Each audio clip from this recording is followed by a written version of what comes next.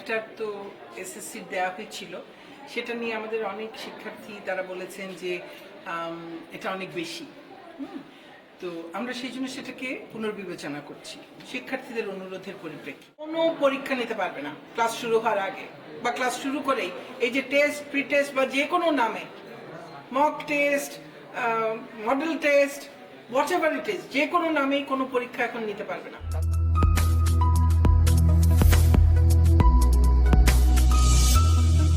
আমাদের যেটি এই পুরো আলোচনার যেটি মূল বিষয় ছিল সেটা হলো যে আমাদের যারা 2021 সালের এসএসসি এবং এইচএসসি দেবার কথা, তাদের আমরা এই সংক্ষিপ্ত সিলেবাসটা একটার তো এসএসসি দেওয়া হয়েছিল, সেটা নিয়ে আমাদের অনেক শিক্ষার্থী তারা বলেছেন যে এটা অনেক বেশি। তো আমরা সেই জন্য সেটাকে পুনর্বিবেচনা করছি শিক্ষার্থীদের অনুরোধের পরিপ্রেক্ষিতে। আচ্ছা, আরেকটি বিষয় হলো যে এইচএসসি যেটি তৈরি হচ্ছে সেটা নিয়েও আমরা কথা বলেছি। আমরা দেখলাম যে যদি আমরা বলেছিলাম যে এসএসসি কে যদি 3 মাস অন্তত ক্লাস করাতে পারি আর এইচএসসি কে যদি মাস 4 ক্লাস করাতে পারি, আমরা সেটাকেই হিসাবে ধরেছি। এর মধ্যে রোজা আছে, রোজার ঈদ আছে, বিভিন্ন ছুটি আছে, সাপ্তাহিক ছুটি আছে।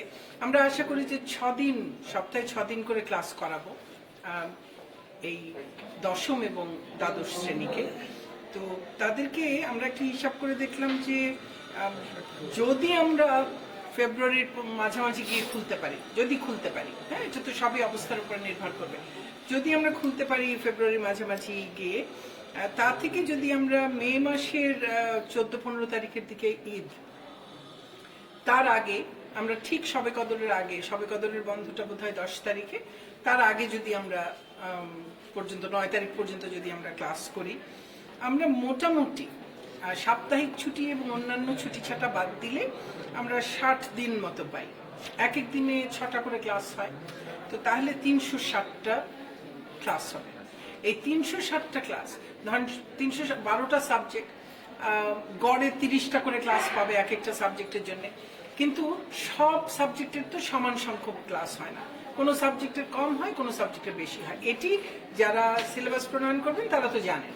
সেই অনুযায়ী তারা ভাগ করে নিয়ে কোন সাবজেক্টে কতগুলো ক্লাস হবে, সেই ক্লাসে মনে করেন একটা সাবজেক্টে 30টা ক্লাস হবে, সেই সাবজেক্টে 30টা ক্লাসে কতটুকু পড়ানো যায়, কতটুকু একটা শিক্ষার্থী নিতে পারবে, সেই বিষয়টা মাথায় রেখে নবম এবং দশম শ্রেণী এবং এইচএসসির ক্ষেত্রে দিন সংখ্যা আরো ভিন্ন হবে।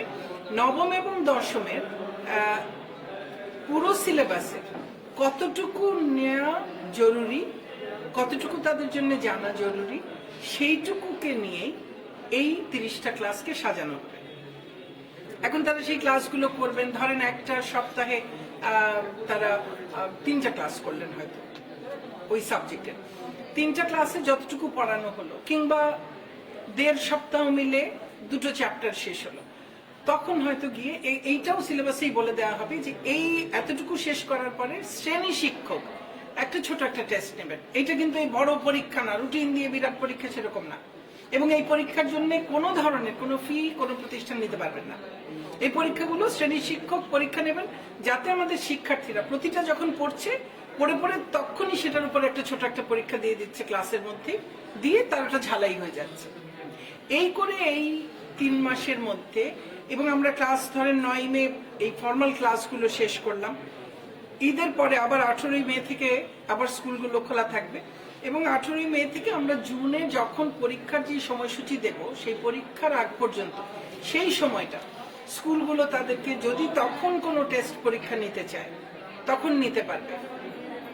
হ্যাঁ, এবং এখন কোনো প্রতিষ্ঠান কোনো পরীক্ষা নিতে পারবে না ক্লাস শুরু হওয়ার আগে বা ক্লাস শুরু করেই। এই যে টেস্ট, প্রি টেস্ট বা যে কোনো নামে, mock test, model test, what ever it is, যে কোনো নামেই কোনো পরীক্ষা এখন নিতে পারবে না।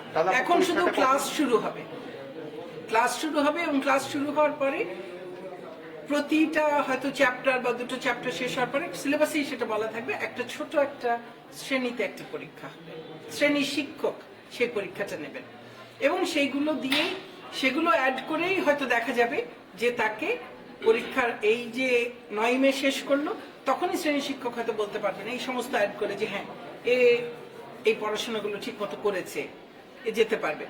তারপরেও যদি কোনো প্রতিষ্ঠান টেস্ট নিতে চায়, আমরা তখন হয়তো টেস্ট প্রি টেস্টের ব্যাপারে তখন আমরা হয়তো আবারও আমরা অবস্থাটা দেখি সারা দেশে কি রকম ভাবে এই টেস্টগুলো কেমন চলছে কি চলছে, তখন আমরা প্রয়োজনে আবার নতুন করে না হয় একটা সিদ্ধান্ত দেব। কিন্তু আপাতত কোনো ওই test pre test model test mock test এগুলো না, শুধু শ্রেণীকক্ষে শ্রেণী শিক্ষক একটা ছোট করে একটা পরীক্ষা নেবেন কিছু দূর পর পর, যে যেটুকু পড়া হলো এটুকু সে পড়েছে সেটা জানবার জন্য। আরেকটা হলো ক্লাসে যেমন পড়া হচ্ছে তেমনি এই বিষয়গুলোর ওপর তো আমাদের সব অনলাইনে ক্লাস হয়েছে, সেগুলো অনলাইনে সব অ্যাভেলেবল থাকবে। হ্যাঁ, কাজেই তারা ওই শ্রেণীকক্ষে ক্লাস করার পাশাপাশি বিকেলবেলা যদি অনলাইনে ওটা কারো যার দেখার সুযোগ থাকবে, সে দেখতে চাইবে, সে সেটাও দেখে নিতে পারবে, সেখানেও সমস্যা হবে না।